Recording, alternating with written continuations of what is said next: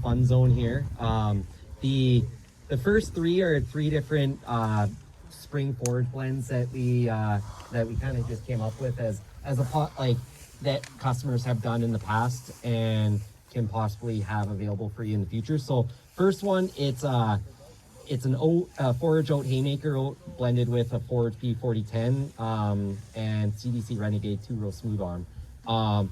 It's nice and thick, like it's and then second blend, it's all cereal, so we just want to see what it would look like without that Forage P in there. So then you can spray your broadleaf spray on that one. Exactly. Yeah. So this is Renegade 2-row smooth on barley, and then Surge, which is an awnless spring triticale, and haymaker oat. Then this third one, it has a little bit of everything in it. So it has Renegade, Surge, your Forage P, haymaker oat. Then we mixed in a Performer hybrid fall rye and Tadius fall triticale. Mixed in also awesome soft wheat. So just threw it all to it, and just to see how it grow. And so far, it's looking pretty good. Last one is it's a Imperial seed blend. So we are distributors for Imperial seed, but it's just a cover crop. This one is TG Fall Grazer. So it has Japanese millet, Italian rye, Persian clover, forage collards, sunflower, and teff grass. So that's planted on May 30th, whereas the blends were planted May 26th. And the reason for May 26th is because a few days earlier he took his boot cut on the hybrid rye. So thought I'd take your boot cut. What could you plant it back into for a double crop? Yeah. So the plan for after hybrid rye, which I'll be taking, or the milk stage cut, which I'll be taking later this week. On Monday, I'm going to plant 3 different types of oats and forage sorghum to mimic double cropping.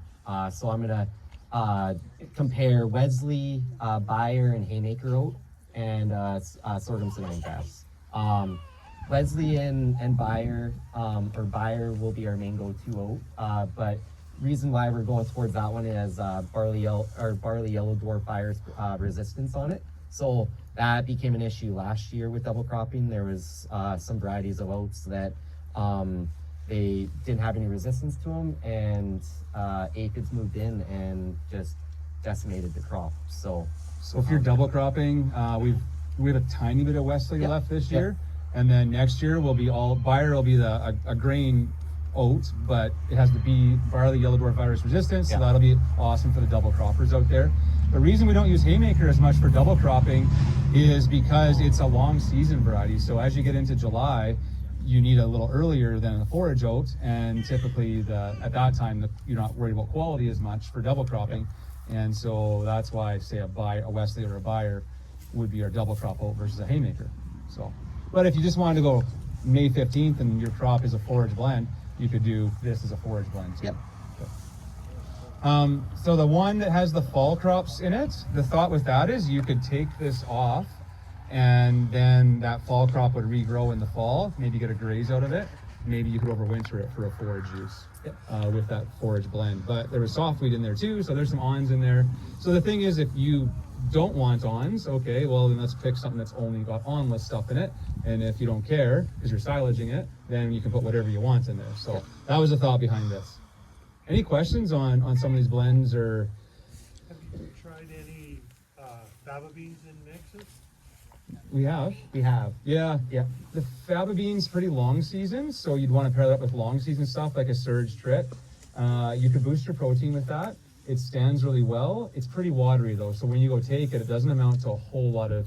You can boost your protein, but yield-wise from a faba bean, there's not a whole lot of material. It's such a watery plant. Yeah, what we've done in the past is using a disc drill, seed the faba beans, and when they're just poking through the ground, then come in with your trit.